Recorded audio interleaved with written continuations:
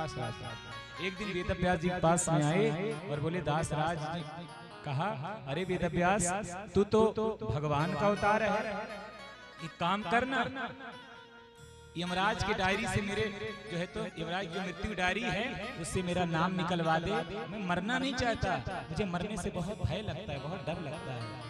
वेदव्यास जी कहते नाना जी फिर कभी चलेंगे, बोले नहीं अभी चल। लेकर के साथ में दासराज जी वेदव्यास जी गए, यमराज को प्रणाम किया। यमराज ने देखा वेदव्यास जी को प्रणाम किया, आइए वेदव्यास जी कैसे आना हुआ, देखिए। वेदव्यास जी ने कहा देखिए यमराज जी ये मेरे नाना जी हैं दासराज जी, इनको मृत्यु से बहुत भय लगता है, एक काम करो मृत्यु की डायरी से इनका नाम काट दो, इन्हें मृत्यु नहीं देना है।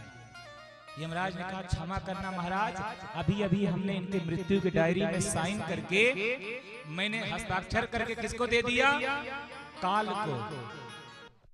अब चल दिए कौन, यमराज का, यमराज और वेदव्यास जी और दासराज जी कहाँ चल दिए, काल के पास में। जैसे काल के पास में गए, काल ने देखा वेदव्यास जी को, दासराज जी को, यमराज को तो प्रणाम किया। यमराज ने कहा देखो काल, ये दासराज जी वेदव्यास जी के नाना हैं, इन्हें मृत्यु में नहीं देना, एक काम करो लाओ मृत्यु डायरी से इनका नाम फाड़ दो, काट दो।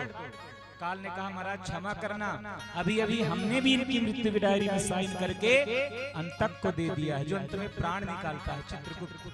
अच्छा अब चल दिए कौन, दासराज जी, वेदव्यास जी, यमराज और काल किसके पास में, अंतक के पास में। चारों गए, जैसे अंतक के महल के अंदर जैसे टेहली को दरवाजे को पार किए नाना जी दासराज जी, वैसे ही दरवाजे में खून की उल्टी आई और उनका गोविंदाय नमो नमः हो गया। अंदर से अंतक निकल करके आया और अंतक ने कहा वेदव्यास जी से, महाराज जी आपके नाना जी के मृत्यु की डायरी में लिखा था जब तक दासराज जी के साथ वेदव्यास जी, यमराज, काल ये सब मिलकर के चारों एक साथ जब तक मेरे यहाँ महल के अंदर जब तक नहीं आएंगे तब तक इनकी मृत्यु ही नहीं होगी। मैं तो सोच ही रहा था कि कैसे आप चारों के साथ मिलाऊं और आप खुद देखो चारों एक साथ आ गए और इनकी मृत्यु होगी।